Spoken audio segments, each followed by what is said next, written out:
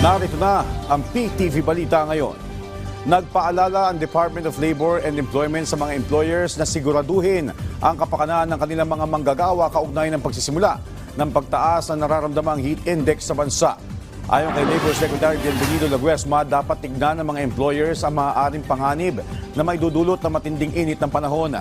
Marapat anya na magkaroon ng tamang ventilasyon sa loob ng mga opisina at ang pag-a-adjust ng mga rest break o work locations para hindi dapuan ng mga sakit na dulot ng tag-init.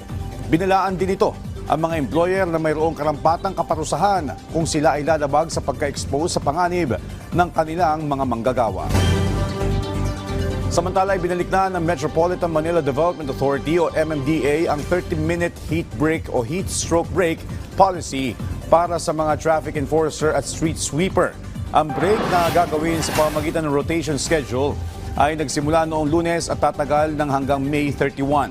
Ayon kay MMDA Chairman Romando Artes, kinikilala nila ang mga hamon na kinakaharap ng mga traffic enforcer at mga street sweeper para lang magampanan ang kanilang tungkulin.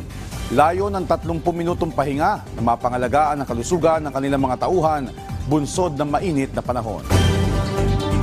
At yan ang mga balita sa oras na ito. Para sa iba pang updates, follow at ilike kami sa aming social media platforms at PTVPH. Ako po si Joshua Garcia para sa Pambansang TV sa Bagong Pilipinas.